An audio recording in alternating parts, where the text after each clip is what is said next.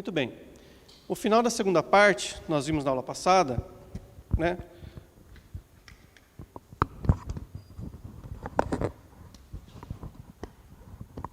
Capítulo 9. O Saulo se convertendo, né? Perseguidor passando a ser perseguido. Melhor dizendo aqui, 8. A igreja em Samaria, né? E o eunuco etíope.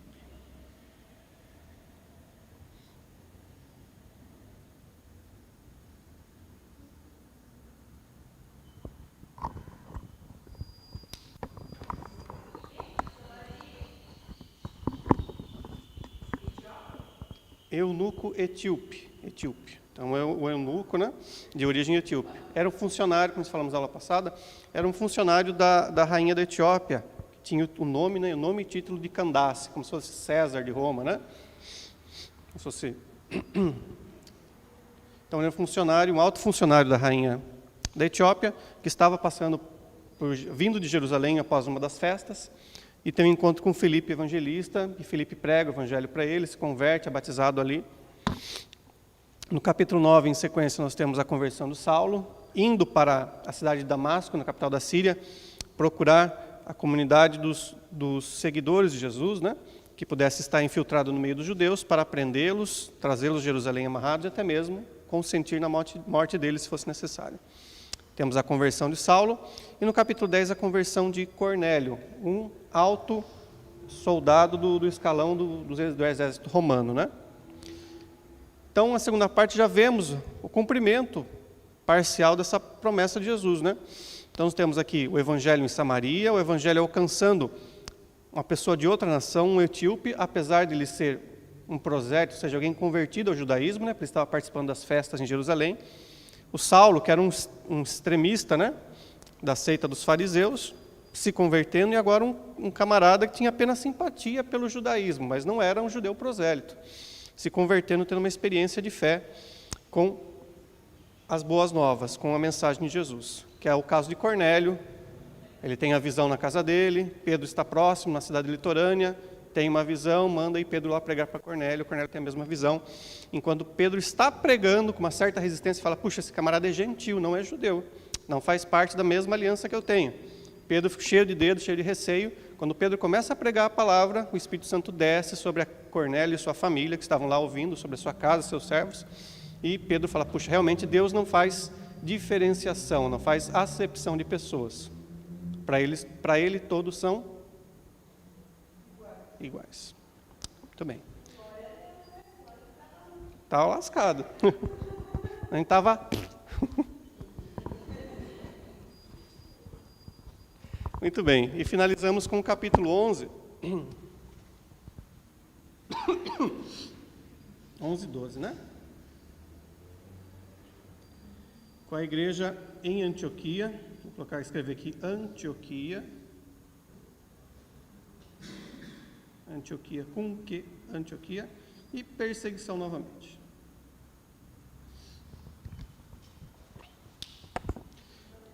Então, finalizamos a segunda parte com o florescimento da igreja numa cidade chamada Antioquia, que ficava lá na região da Síria, lá no norte. E no capítulo 12 nós temos uma nova perseguição em Jerusalém, né? Tiago, irmão de João, é preso e morto, e Pedro é preso novamente, e depois liberto.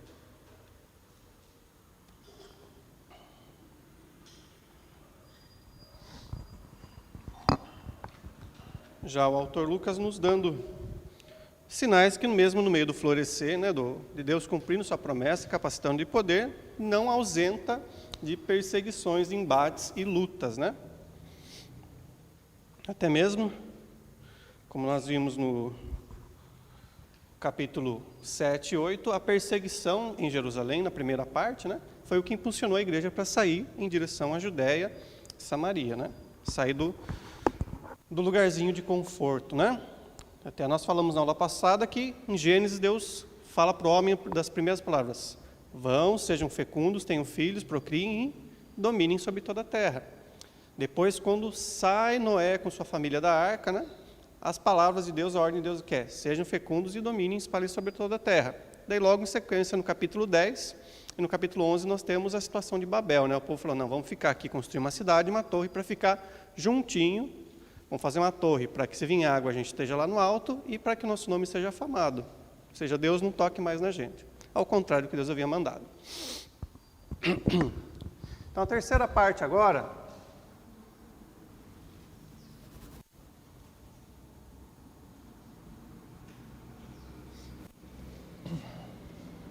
vão ser as viagens missionárias.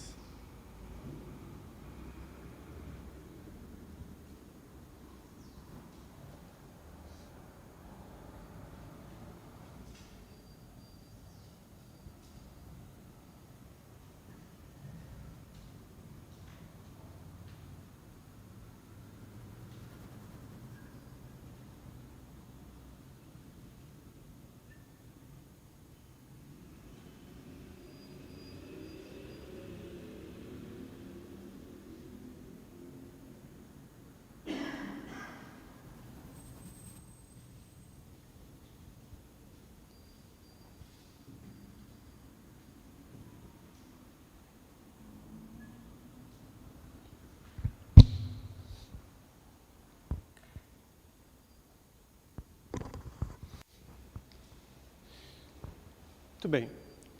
No capítulo 11, nós vimos que havia florescido uma igreja na cidade de Antioquia, na região da Síria, né, próxima a Damasco.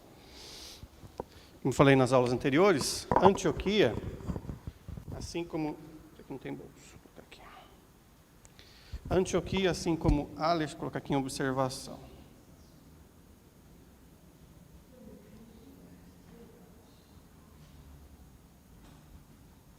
Antioquia, assim como Alexandria, que era em homenagem a Alexandre o Grande, ou Alexandre Magno, né? O imperador do Império Grego-Macedônio. Então, Antioquia era em homenagem a Antíoco, um dos sucessores do Império Grego, né? Do governo de Alexandre. Então, havia várias cidades com o nome de Antioquia naqueles tempos, né? E uma das principais é a que nós estamos falando aqui, que ficava na região da Síria. Tá? Essa Antioquia, está lá em Atos capítulo 11, onde floresceu uma igreja forte lá, fala que havia mestres e profetas.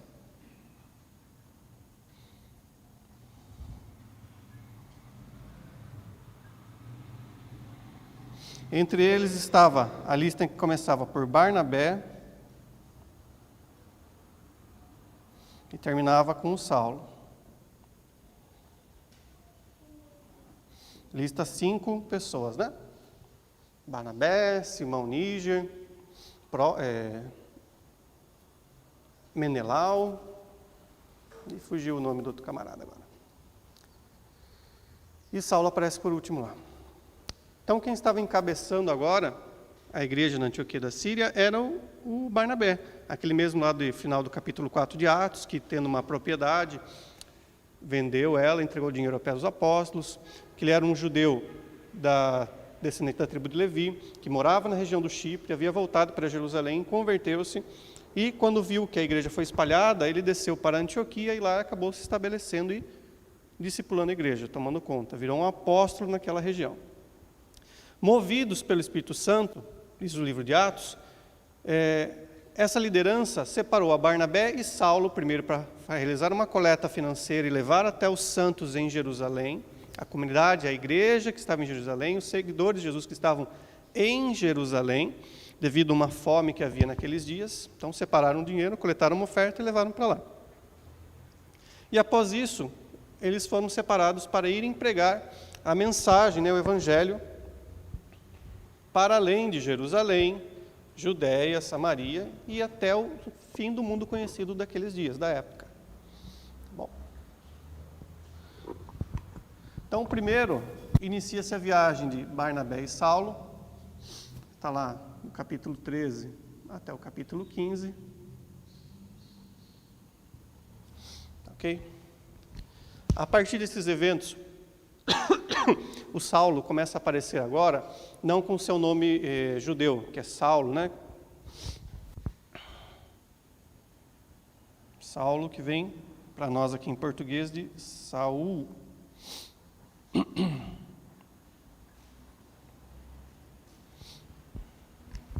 Do hebraico Shaul. Mas com o seu nome latino, tá? Então Paulo não mudou de nome. Se eu ouvir alguém falar, converteu, mudou de nome. Não tem nada a ver. É apenas como se fosse um apelido, um cognome, assim como aparece o Barnabé. O nome do Barnabé não era Barnabé, o nome dele era José, né? Barnabé era um apelido, quer dizer, filho da consolação. Seu nome era José, do hebraico Yosef, né? Yosef. Então o Saulo começa a aparecer aqui, o Lucas começa a colocar ele agora usando o seu nome latino. Por quê?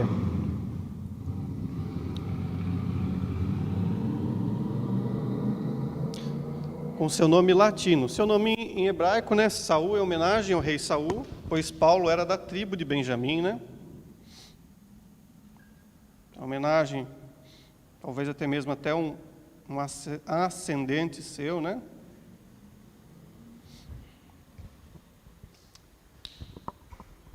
E quando passa aí para as regiões fora da zona de influência judaica, israelita, ele aparece com o seu nome latino, Paulo. O nome quer dizer pequeno.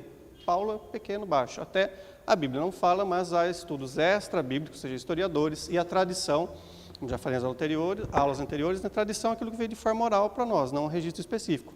E pode ser verdade ou pode ser uma verdade não tão verdade assim. Algo aumentado, né? Mas até alguns colocam que Paulo era de baixa estatura, mas não está na Bíblia, então não dá para levar, a gente pode apenas, não vai interferir em nada, a gente pode apenas especular, né? Então ele adota esse nome latino de Paulo para interagir com essas regiões que teriam mais contato com a cultura latina, ou seja, com o Império Romano, do que com a cultura hebraica. Ok? E eles iniciam essa viagem para anunciar o Evangelho, as boas novas de Jesus. Ou seja, Jesus veio ao mundo para perdoar os pecados, pregou, morreu, foi morto pelos seus inimigos, ressuscitou ao terceiro dia para dar perdão até mesmo aos seus inimigos e em breve voltará. Então eles passam a viajar pela região que hoje em dia nós conhecemos como o sul da Grécia. Não, primeira viagem missionária não. Aqui como Chipre e Turquia. Vou colocar os nomes atuais para a gente saber, né? E vão pregando pelas cidades, as grandes cidades da região. Eles não vão para vilarejos, aldeias. Primeiro eles passam pelas grandes cidades. A estratégia deles era a seguinte: eles chegavam numa grande cidade dessas regiões e viam se havia uma sinagoga, ou seja, um templo judaico naquele lugar, né? Quando os judeus voltam no cativeiro babilônico, eles começam a estabelecer as sinagogas, onde havia mais de 50 homens adultos. Eles estabeleciam esse local para a leitura da lei, da Torá e os demais escritos do Velho Testamento e para a oração, pois eles estavam longe do templo em Jerusalém e o templo estava sendo reconstruído. Então, eles iam nessas grandes cidades dessa região e via se havia uma comunidade judaica. Então, iam na sinagoga e pregavam, baseado no Velho Testamento, apresentavam, expunham Jesus. Se eles dessem crédito, beleza. Se não, eles saíam de lá e iam pregar para os gentios, ou seja, para os povos não judeus da região. E assim foi por várias cidades dessa região. Carlos, você consegue baixar na internet para a gente uma imagem, Viagens Missionárias de Paulo, por favor? Então foi assim por várias cidades e regiões, né? Até um evento... Oi? Pode.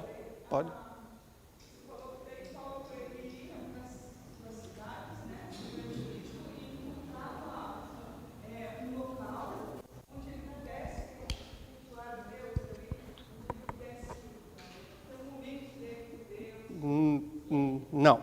Sim e não. Sim e não. O que eles iam? Para a sinagoga, o local de ajuntamento religioso dos judeus, ou seja, a igreja dos judeus. Até os dias de hoje, assim. Quem professa a fé judaica, independente se for mais ortodoxo, ou seja, mais apegado ao Antigo Testamento ou menos apegado, o templo que eles utilizam é a sinagoga. Quem conduz a oração, quem conduz o ensino são os rabinos, mestre, palavra em hebraico. Então ele ia para esses locais e participava de uma reunião, oração, lendo o Antigo Testamento e adorando a Deus. E sempre era comum, não sei nos dias de hoje, mas era comum, como o relato do Novo Testamento, no final, principalmente aos sábados, tem uma abertura para os participantes darem uma palavra. Tá? Nesse momento da palavra, o Barnabé e o Paulo pegavam e começavam a anunciar a Jesus baseado no texto do Antigo Testamento. Às vezes até mesmo naquilo que foi lido naquele dia e pregado. Isso aí? Esclareceu? Tá bom. Eles pregavam dentro das próprias sinagogas, é isso? Isso. Eram bem aceitos, porque hoje, né, eles não aceitam. Então, a gente vê aqui. A gente vê aqui. Às vezes sim, falava, legal, que isso que você falou, bacana. E outras vezes expulsavam eles para fora. A gente vê do capítulo 13 até o capítulo 15, isso acontecendo várias vezes. Tá?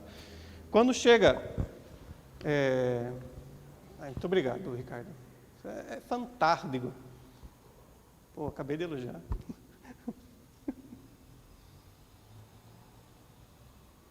Mais um pouquinho. Mais um pouquinho de zoom. Mais um pouquinho de zoom. Aí, tá ótimo. Então, aqui, ó, eu falei para vocês. Jerusalém está aqui embaixo, onde hoje é Jerusalém ainda, né? Aqui, ó, Damasco, onde é Damasco até os dias de hoje, mais ou menos conforme o que sobrou depois de tanta guerra, tanto bombardeio, né? E aqui em cima, uma das diversas Antioquias, que é a Antioquia que a gente estava falando, a Antioquia da Síria, né? Então, olha lá, Barnabé sai daqui, quando a igreja se espalha, e vai lá cuidar da igreja.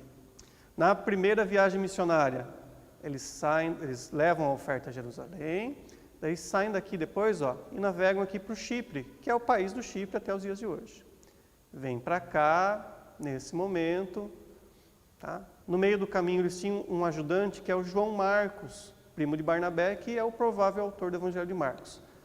Ele, por ser jovem, a Bíblia não fala o motivo, mas ele não quer continuar e volta para Jerusalém.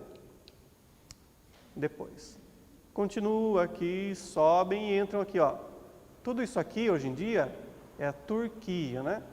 Aqui eram várias províncias romanas. Então, todos esses palavrão grandão aqui no mapa, ó, Capadócia, que é a região hoje em dia da Turquia, onde você vê aqueles balões, né? São aqueles balões bonitos? Lá é Capadócia. Sei que vocês vão lá passear, se forem lá, vocês tiram foto e mandam pra gente aqui. Olha lá, Ponto e a Bitínia, a Galácia, né? Ok? Para onde foi escrito a carta aos Gálatas. A região chamada Ásia era essa porção aqui, ok? A Mísia, a Lídia, enfim. Tudo que hoje em dia aqui é a Turquia, ó, o Estreito de Bósforo, né, que liga a Turquia à Grécia. Então, era parte do mundo conhecido da época. Então, o Barnabé e o Saulo, depois da oferta para Jerusalém, saem daqui, navegam para o Chipre e andam nessa região aqui, ó, onde as linhas estão vermelhas. Ficam nesse trechinho aqui, ó, só. Primeira parte. Até com a numeração aqui, ó, passo a passo, para onde eles foram. Ó, então eles vão para Antioquia, lá na Psídia, depois vão para Icônio e Listra. Em Antioquia e Icônio, eles fazem essa estratégia, né? Chegam nas sinagogas, pregam, se são bem aceitos, legal, se não, são expulsos e vão pregar para os gentios. Quando chegam em Listra, lá não havia uma congregação, uma grande comunidade judaica, não havia, então eles partem para pregar direto para os gentios, para os povos não judeus. A estratégia de Paulo, né, e Barnabé, como não havia uma comunidade judaica, eles não podem se basear no Antigo Testamento para pregar, não é verdade? Se falar para eles Gênesis, Abraão, Davi, tanto faz. Quem é esse daí? Não sei. Então eles iniciam sua pregação falando do Deus Criador, que manda chuvas, que manda colheita, para achar algo dentro da teologia, da cosmologia deles, né, daqueles povos, para entrar com a mensagem do Evangelho. Apresentar que esse Deus que havia cuidado deles era o mesmo que enviou Jesus, e Jesus é o próprio Deus. Iniciam a pregação, em Listra, havia um homem coxo, né, aleijado dos pés. O Paulo ora por ele, ele é curado, e daí tentam sacrificar, fazer sacrifício em homenagens a Paulo e Barnabé. E daí o bagulho começa a ficar louco, né? Eles falam, não é bem por aí, não é isso, não é isso, não é isso, não é isso. Então arrastam eles e apedrejam Paulo, e pensando que haviam deixado ele morto, jogam de lado, mas Paulo estava vivo. Vai lá, Barnabé e Paulo encontram ele e voltam depois pelo caminho de volta. E retornam para Jerusalém. Fazem um retorno pelas cidades que haviam passado e navegam agora para Jerusalém. Tá, esse é o resumo da primeira viagem missionária. Deu muitos frutos, foi estabelecido a igreja na região da Galácia, né? As igrejas em Antioquia, em Icônio, mas em especial na região da Galácia aqui, ó, essa parte. Oi? Galácia são os Gálatas.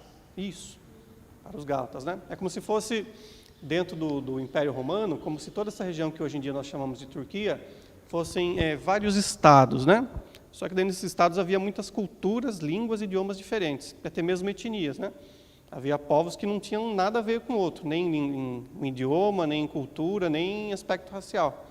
Então, às vezes, tentar juntar tudo debaixo de um caldeirão, havia treta, né? Então, eles ficavam lá, a região da Ásia Menor, a região da Mísia, a região da Psídia, né? Ficava cada um no seu quadrado para não dar treta.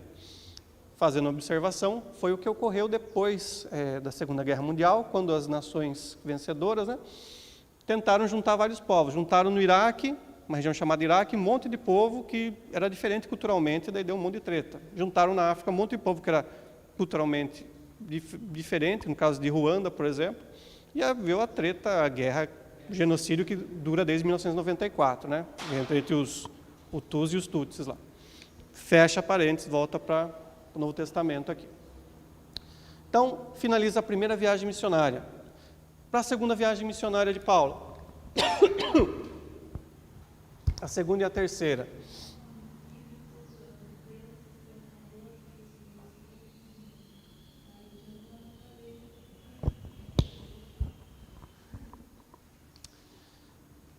Quando eles voltam em Jerusalém,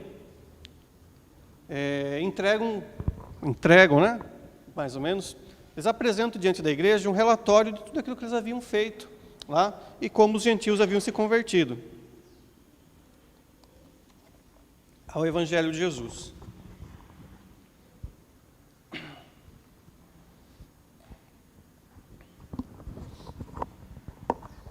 Melhor dizendo, né? Eles voltam, depois sobem para Antioquia. Enquanto eles estão lá, alguns judeus desceram e começaram a inflamar, falando que os gentios, para poderem fazer parte da igreja, da comunidade de Jesus, precisavam se converter ao judaísmo primeiramente, né? Então, é estabelecido o primeiro, podemos chamar assim, concílio, né? Primeiro debate em Jerusalém sobre os rumos da igreja.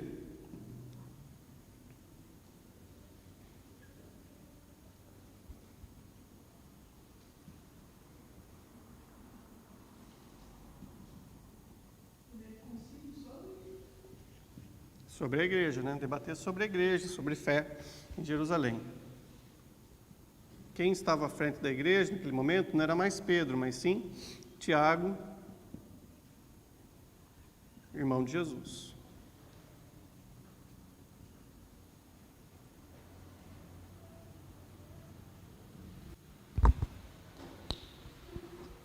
Então, no meio desse embate, né, judeu precisa se converter o gentil precisa se converter ao judaísmo primeiro para abraçar a fé em Jesus, os homens observar a circuncisão, precisam oferecer os sacrifícios, como é que é? Tem que vir no templo 3 vezes ao ano, como vai funcionar? Esse debate, né?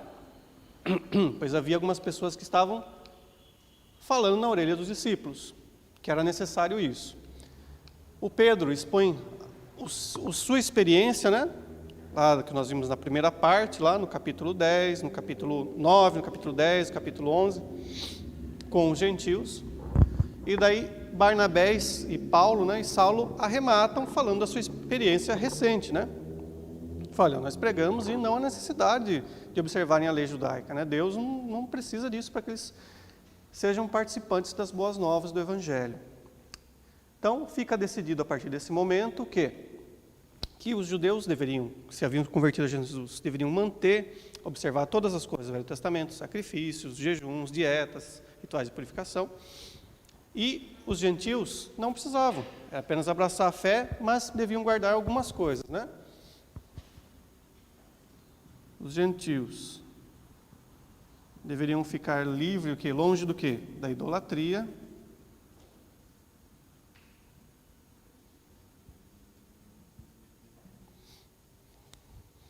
E qualquer forma de prostituição sexual, né? Dos pecados sexuais.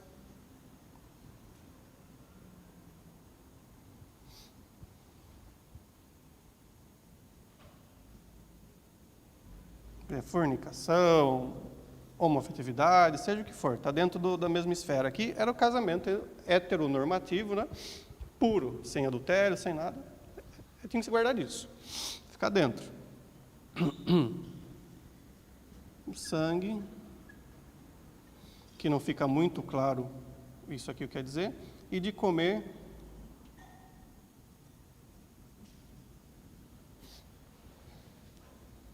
a carne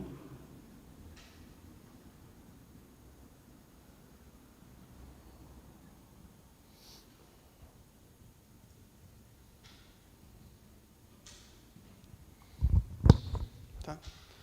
Então, a primeira parte aqui fica bem claro, né? Para eles fugirem da idolatria, algo que contaminou Israel no passado, né? Levando eles a adorar outros deuses e se prostrar a imagens de pau, pedra, metal, ok? Fugir de qualquer forma de prostituição ou perversão sexual, né? Então, Deus estabeleceu macho e fêmea para se casarem e serem um só, os dois, não trisal, quadrisal, bacanal, seja o que for, né? Uma relação heteronormativa, enfim. Jesus não pregou contra a homossexualidade. Não, ele falou não, porque ele resumiu, falou, Deus criou homem e mulher, macho e fêmea. Não foge mais nada disso. Então, tá. Tem que inventar moda. Guardar-se do sangue, que é algo que não fica muito claro na maioria das traduções, das versões, mas pode ser o quê? Da violência do sangue em si, né? E de comer carne de animais sufocados. Dentro do contexto judaico, né? O animal, por causa do sacrifício, né? Ele era degolado, o sangue era retirado, para ele não comer o sangue. Tá? Então, para se precaver, fugir disso. Porque a ingestão do sangue era algo muito normal nas culturas da antiguidade e nos outros povos, que como símbolo de força, vitalidade e até mesmo absorver dentro das culturas. Não é canibal a palavra certa, mas as culturas canibais, quando comiam ou bebiam como parte do corpo de um guerreiro ou do sangue do guerreiro, absorviam as características daquela pessoa, né, da sua força. Então era para eles fugir dessa loucura, dessa maluquice, né? Começando com os animais. Já fica precavido não comer o sangue do animal, a carne do animal que contém o sangue em si, para depois não subir a escala para a escala humana, né? Tá? Então ficou somente estabelecido que os gentios deveriam se guardar dessas coisas, não precisavam observar todas as leis judaicas, no momento que eles abraçassem o Evangelho de Jesus, a fé judaica. Tudo bem até aí? Muito bem. Então, a segunda e a terceira viagem missionária de Paulo, agora o Paulo é o protagonista, por quê?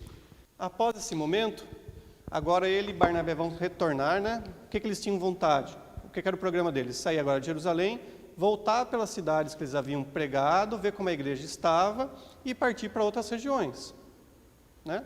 Indo sempre a leste, melhor dizendo, a oeste, né? Em direção à capital do império da época, do mundo da época, Roma, né? E até os finais do mundo conhecido com os fins da terra. Porém, no momento de preparar, guardaram as malas, montaram as malas, compraram a passagem, o Barnabé fala com o Paulo, fala, olha, eu quero levar o meu sobrinho, né, o João Marcos.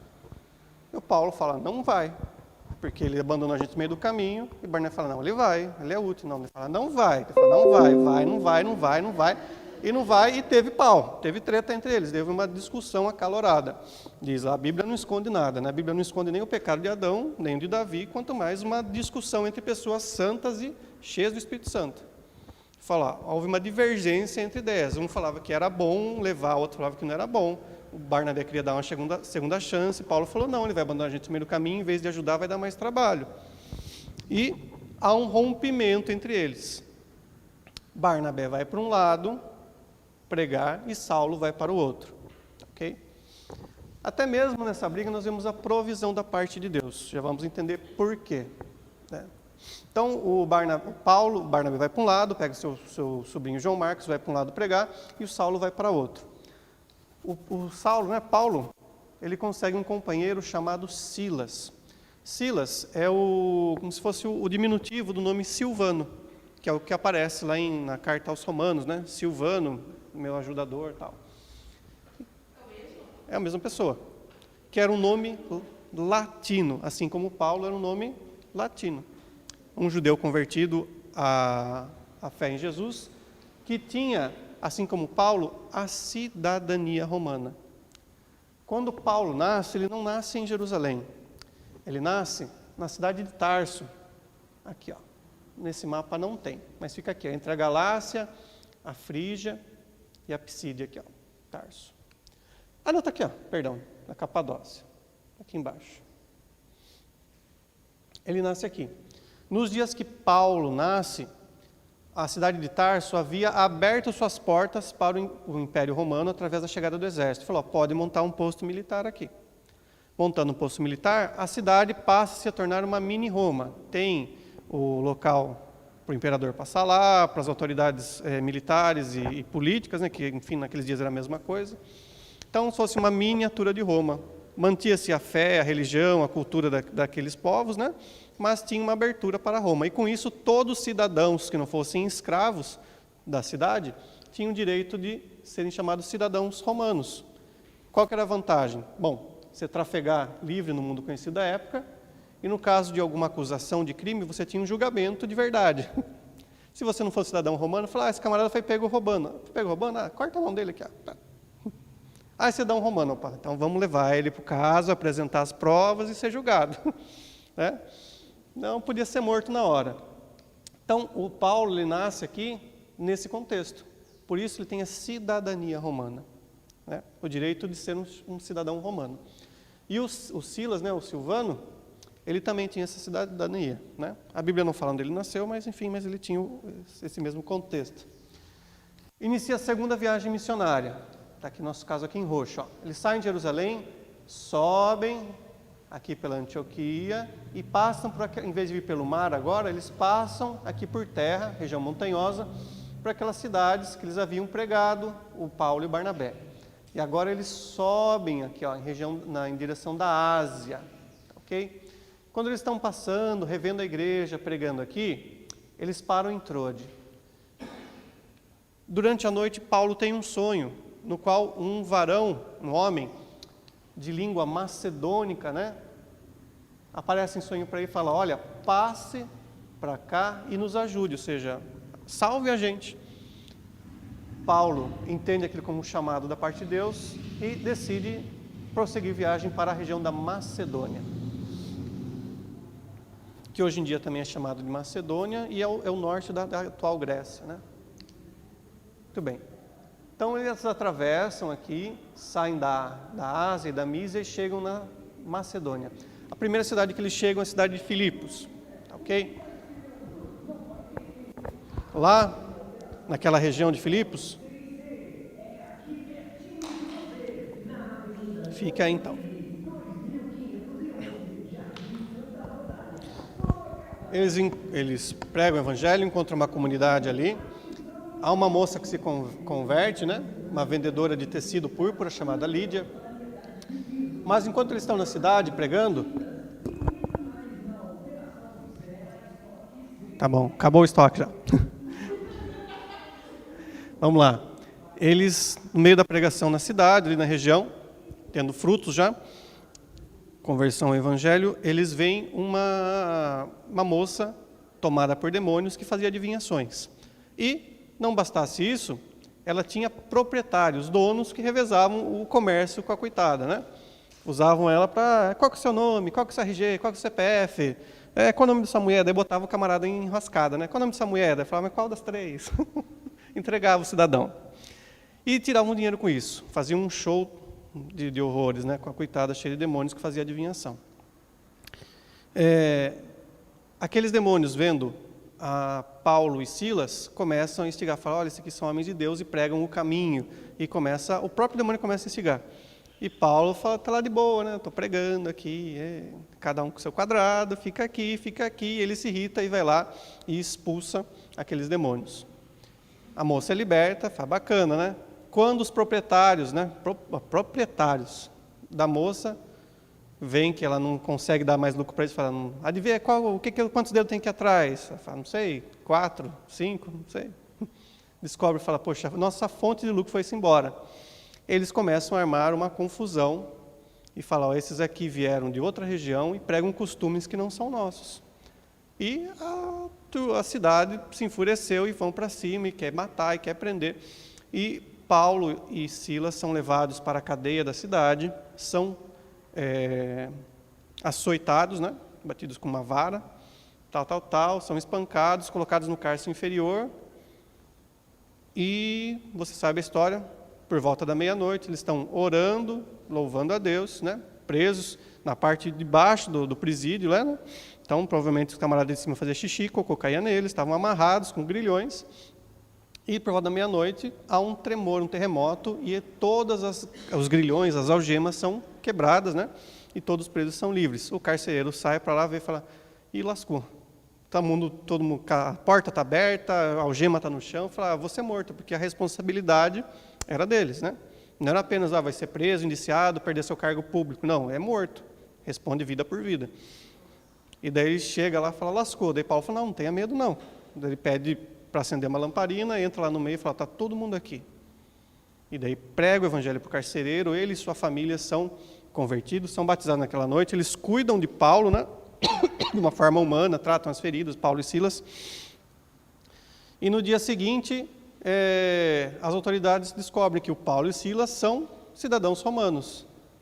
Falar, então vamos fazer o seguinte, né? Deu ruim. Vamos, na escondida, soltar eles, falar, por favor, não voltem mais aqui, não falem nada para ninguém, né? Daí o Paulo fala, não, vocês pegaram 2 cidadãos romanos, prenderam, acusaram, castigaram sem nenhuma formalização, sem nenhum julgamento, agora vocês vão colocar a gente para fora, vão liberar a gente de forma clara, né? Falar que não tem nada contra nós. E abrem a porta, são libertos, né? Só que pedem, por favor, não voltem mais aqui. E eles voltam para a comunidade que havia se estabelecido ali em Filipos, né? No qual depois Paulo escreve a carta aos filipenses, né? E se alegram com a igreja naquela região e depois partem para as outras cidades. Muito bem. Passam pela cidade chamada Tessalônica, onde se estabelece uma igreja, tá ok? A qual Paulo escreve depois uma carta, a carta aos Tessalonicenses. Passam para a cidade do lado chamada Bereia, ao qual o Lucas fala que os crentes em Bereia, ao ouvirem a mensagem de Paulo, né? Aliás, os ouvintes da mensagem de Paulo em Bereia, aqueles judeus que estavam ouvindo a mensagem, foram mais nobres que os de Tessalônica, porque eles pegavam o Antigo Testamento e conferiam tudo aquilo que Paulo estava falando. Realmente havia um Messias? Ele ia nascer em Belém? Ele ia pregar para os gentios? E assim, piriri, pororó, ia conferindo e fala que eles foram mais nobres que os de Tessalônica, porque conferiam tudo o que Paulo falava. E assim vão pregando até descer a região de Atenas, tá ok?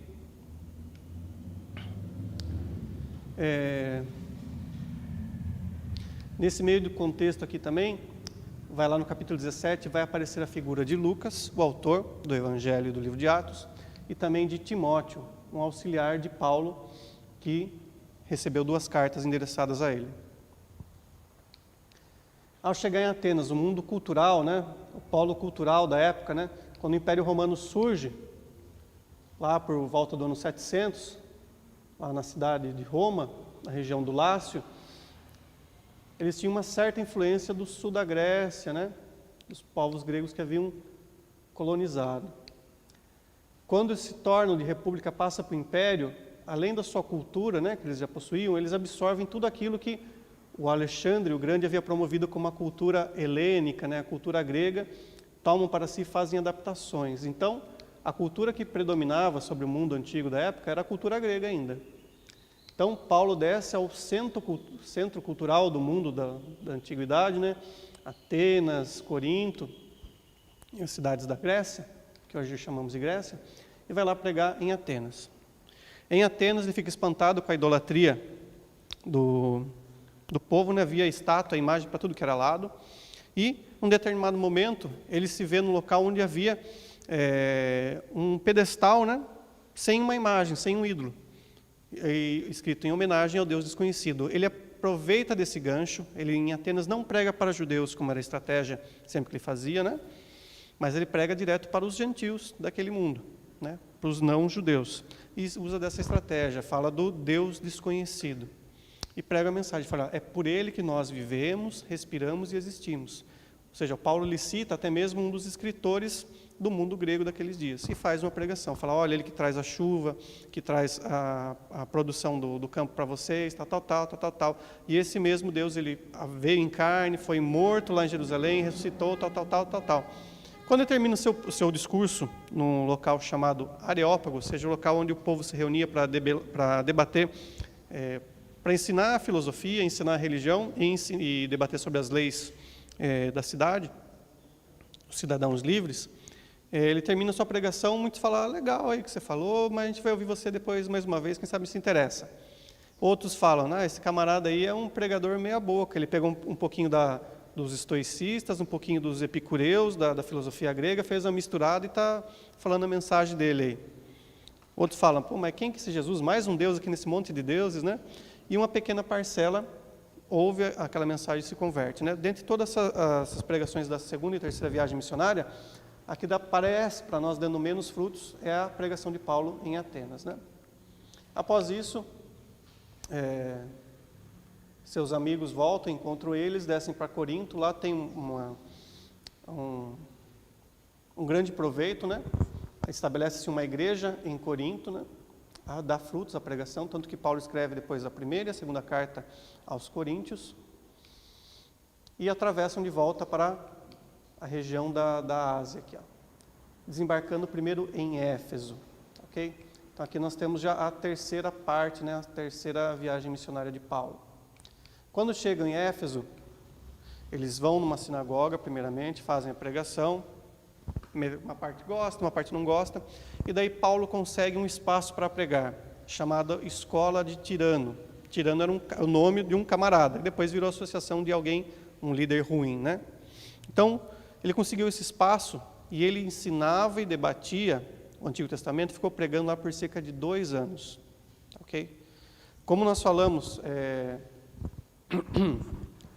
lá, quando a gente falou sobre o Evangelho de João, lá nos dias de João, por volta do ano 90, né, ano 100 depois de Cristo, Éfeso já era um polo, assim como Atenas e algumas cidades gregas, era um polo cultural muito forte, ok? Então lá o Paulo conseguiu por 2 anos pregar e estabelecer uma grande comunidade. E a partir dessa cidade de Éfeso foi pregando para Colossos e algumas cidades ao redor, Laodiceia. Tudo bem? E depois, no final da terceira viagem missionária, eles voltam por embarcação para Jerusalém. No meio do caminho, aqui descendo, quando saem de Éfeso,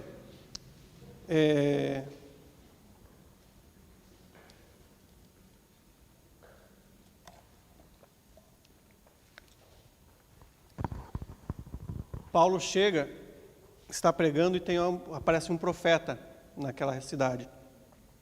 E pega um cinto, né?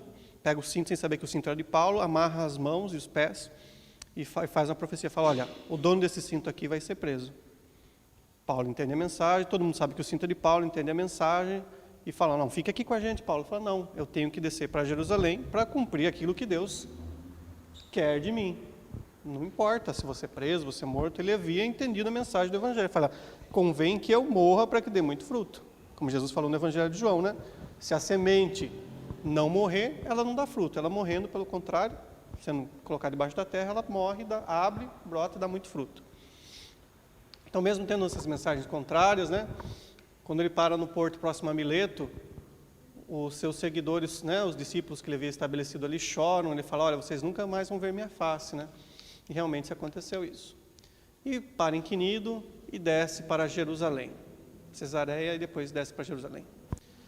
Com isso iniciamos a quarta e última parte do livro de Atos.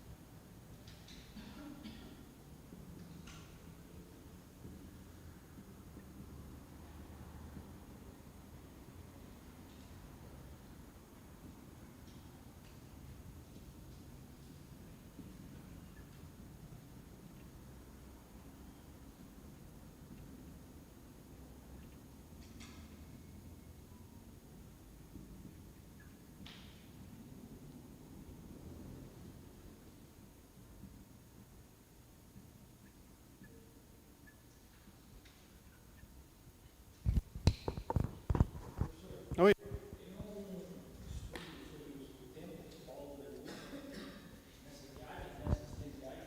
Tem. Tem. Eu não coloquei aqui nos nossos slides, mas tem sim. Eu vou tentar separar e mandar para você. Enquanto isso, se você der um Google, você acha rápido. Tá? É estimado, né? Obviamente, né? É estimado, porque não tem quanto, por exemplo, quando ficou em cada um. No período em Éfeso, o Lucas ele coloca essa informação. O Lucas já estava dentro da comitiva lá do povo que estava seguindo, né? E ele acompanha presencialmente, diretamente na testemunha ocular, período de 2 anos em Éfeso, né? Mas tem estimativa do tempo total estimado, né? Oi? Depois da segunda viagem, né? Eles começam a andar em grupo maior. Na primeira é Barnabé, Saulo e Jesus, Espírito Santo e bora para cima. É. Não tem a... Depois... Oi? É de carro? Avião. Eles tinham milhas no cartão, eles abatiam daí. Cruzeiro. Desceu o Cruzeiro, Roberto Carlos cantando, eles desciam lá e iam pregar. Era no pé e na coragem, né? Animal é algo que você precisa manter, né? Você tem dinheiro para comprar ração, para ele pastar, né? Então, era a pé 2, carona, o que desce. Então, na quarta e última parte do livro de Atos, né? Alguns até consideram como a quarta viagem missionária de Paulo, né? Que ele vai sair de Jerusalém, ser levado para Cesareia e depois ser conduzido até, aqui ó, em vermelhinho, ó, conduzido até Roma, na prisão, né? Em todo esse momento, como ele fala depois mais tarde para Timóteo, né? Ele fala para Timóteo, pregue o evangelho a tempo e fora de tempo, né? Onde tiver a oportunidade, pregue. Ele fez assim, até mesmo no seu momento de prisão. Bom, quando volta da terceira viagem missionária, para primeiro em Cesareia, depois desce para Jerusalém, seu intuito o que era? Ele, como um judeu, né, que havia se convertido à mensagem do Evangelho, ele observava ainda as coisas judaicas.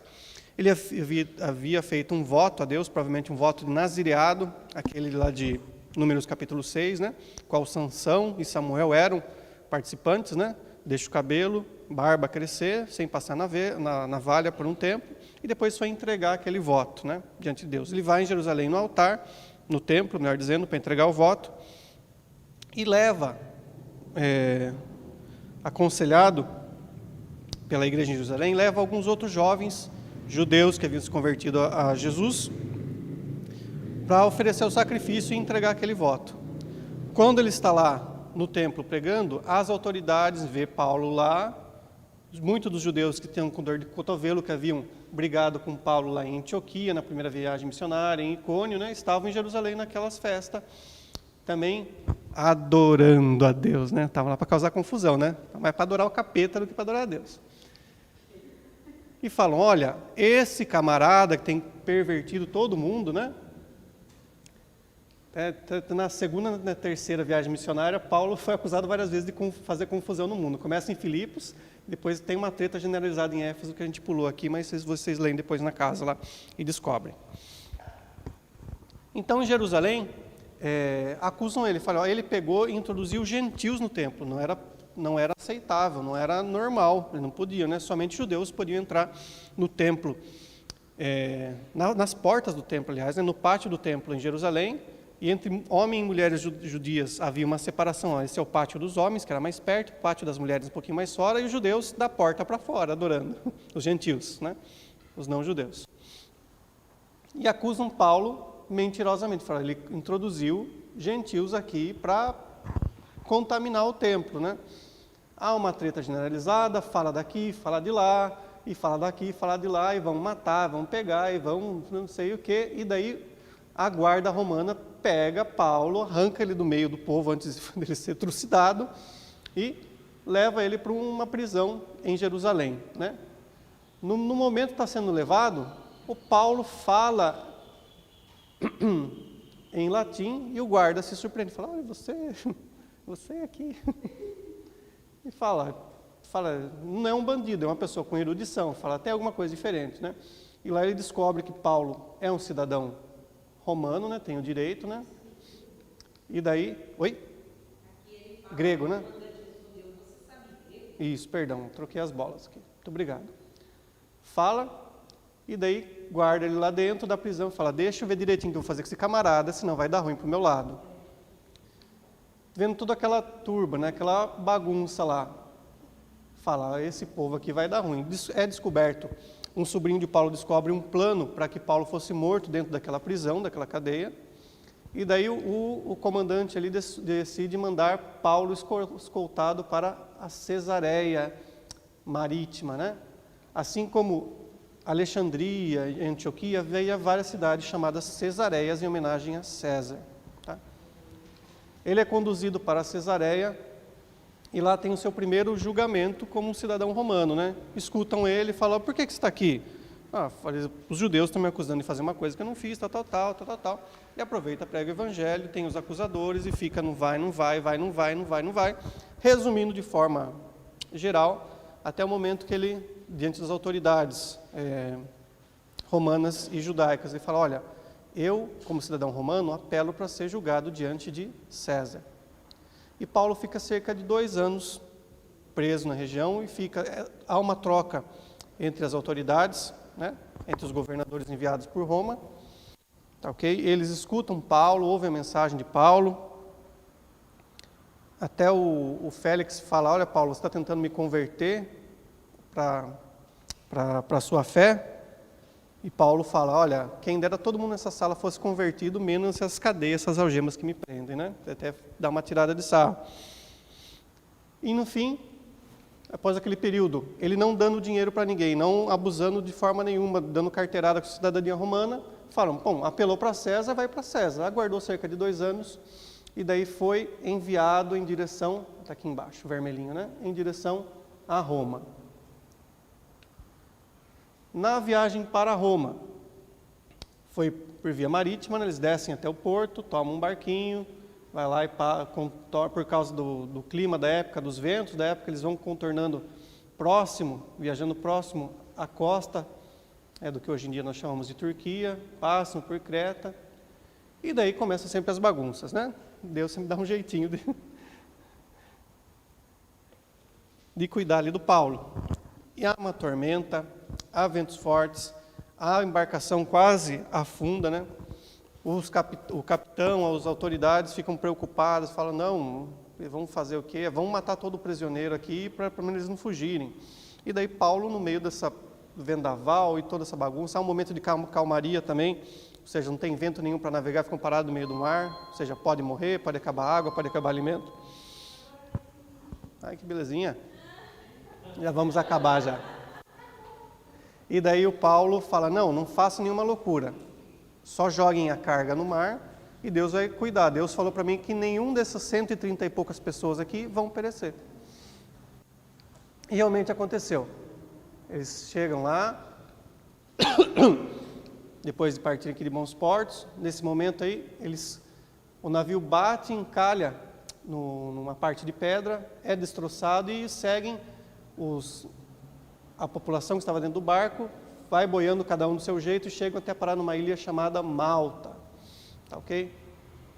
Quando chegam nessa ilha de Malta, o povo, os gentios que habitavam na região, recebem aqueles soldados, prisioneiros, navegadores, comerciantes, né? E fazem uma fogueira, cuidam deles, e no meio da fogueira, Paulo vai mexer na madeira, vem uma cobra aí, gruda na mão dele, pica ele. Os camaradas falam, tem coisa ruim aí. Não morreu no mar, agora está aqui em terra, uma cobra vem e pica ele, fala, não vai dar certo, esse camarada é amaldiçoado. Passa um momento, eles ficam só olhando para o Paulo lá, os olhos esbugalhados, assim. E aí, vai morrer ou não vai? E eles passam um tempo e vê que a picada da serpente não faz nada com ele, não morre, e falam, tem algo diferente aí. O chefe daquela região, né, daquele povoado chamado Públio, ele tinha um parente que estava enfermo, estava com disenteria, com febre lá, Paulo vai lá e ora, essa pessoa é curada, e aí Paulo prega o evangelho naquela cidade.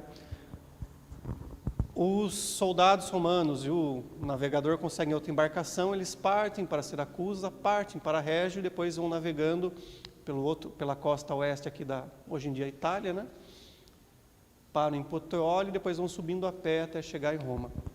Quando chega em Roma, por Paulo ser um cidadão romano, eles dão o direito de Paulo de alugar uma casa com seus próprios meios, né? E ficar ali aguardando por cerca de 2 anos até ser julgado por César. Nesse momento, diz o evangelista, né, o autor Lucas, que Paulo tinha plena liberdade. Apenas os soldados ficavam observando ele dentro da casa. Então ele pregava ali, recebia as pessoas, apenas tinha um soldado observando ele, né? E quando chega lá, pergunta para a comunidade judaica, tem alguma acusação contra mim? E fala, pô, a gente nem sabe quem você é. Ou seja, aquela treta ficou lá em Jerusalém, não chegou a subir até Roma, né? Todo aquele problema, aquele imbróglio. Então Paulo vê como uma oportunidade de pregar o evangelho e diz o Lucas, encerra com Paulo por cerca de 2 anos nessa casa pregando o evangelho, até mesmo para os soldados, até receber o seu julgamento. Com isso acaba o capítulo 28 do livro de Atos. O Lucas não fala como que foi o julgamento, o que nós temos depois são fontes extra-bíblicas, né? Históricas, né? Fala que Paulo foi liberto e depois disso nós temos o final da vida de Paulo relatado nas suas últimas cartas, na carta aos Filipenses, a carta a Timóteo, as cartas a Timóteo, no qual ele fala que está preso num local frio e pede para que Timóteo mande João Marcos, mande outros auxiliares que levem uma capa para ele, levem uma roupa e levem os escritos, né? Levem as cartas e as leis, o Velho Testamento que ele possa ler. Tá ok? Pessoal,